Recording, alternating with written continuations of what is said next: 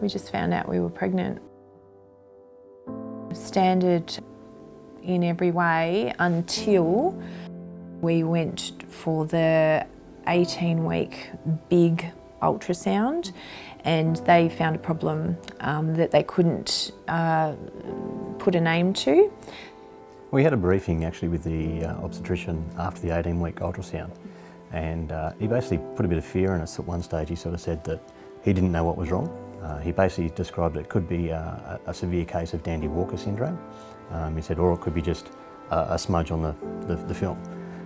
Worst case scenario we were dealing with was that she could actually die in utero or die after a couple of weeks after birth. So we ended up going for an amniocentesis, and we found out that she had Down syndrome.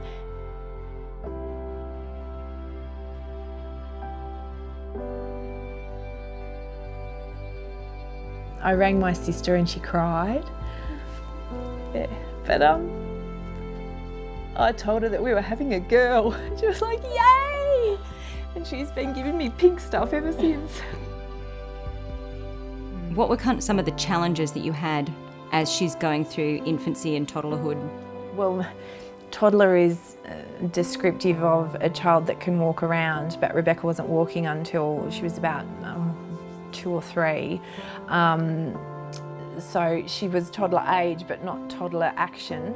Is that usual? Yes. Okay. Yeah. Because so everything takes longer for them to learn. It's an intellectual disability, so things come to them a bit slower than other kids. And with Matthew, he walked at 10.5 months, so he was in the other end of the scale. We had to go to early intervention, which they recommend for children with disabilities to help them to achieve their milestones quicker through physiotherapy and speech therapy and occupational therapy. As she went into schooling, how did the two of you, what thought processes did you go through in terms of, where do we send her? What are our hopes for her? We heard quite a while ago that the biggest disadvantage for a kid with Downs, or the biggest disability rather for a kid from Downs, can be their parents. Okay. And so we've been very much focused on giving Rebecca each and every opportunity that she can have. Did a lot of research into the schools around Bathurst, so that was one of the attractions for us to move out west. And so that allows us to give Rebecca a great opportunity to grow and lead the life of like a brother. We often joke around having Down syndrome or normal syndrome. It's interchangeable at times, but yeah, the main focus has been around not holding her back. So she's mainstream school.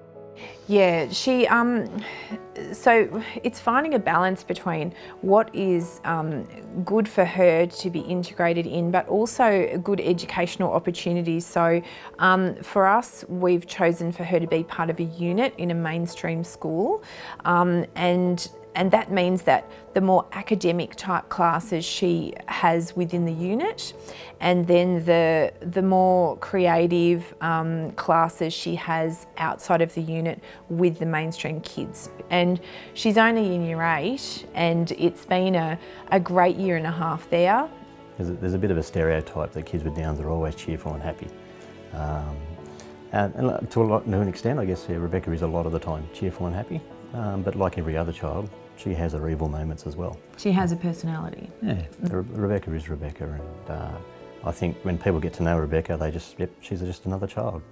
So as you're preparing Rebecca to cope with adult life outside of a school institution, what kind of things are you putting in place now, being that it does take her a little while to learn and adjust?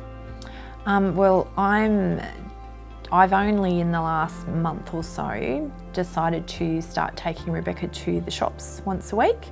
We go to the cafe in the shopping centre, and she has to order her chocolate milkshake for herself.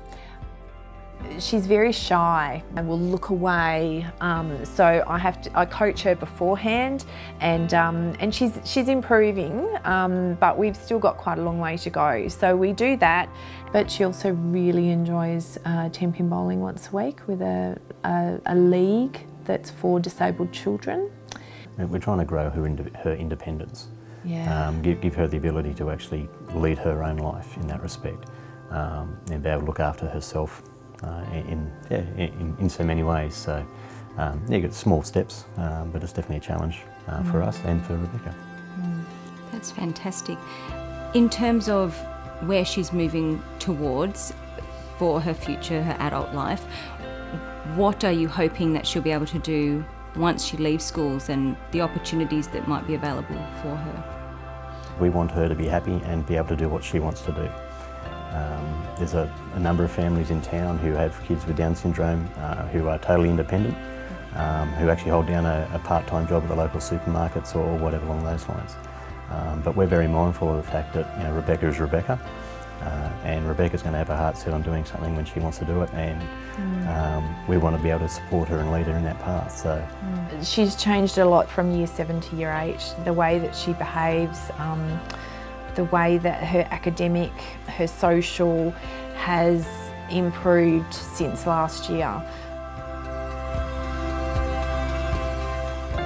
We just need to keep an eye on what her interests are and what she enjoys doing, and we'll work on it as we go, and I'm sure that school will as well. Thank you for chatting with me today. Thank you for the insight into your family, and I hope that other people have been encouraged by clearly how much you love your children. So thank you. Thanks.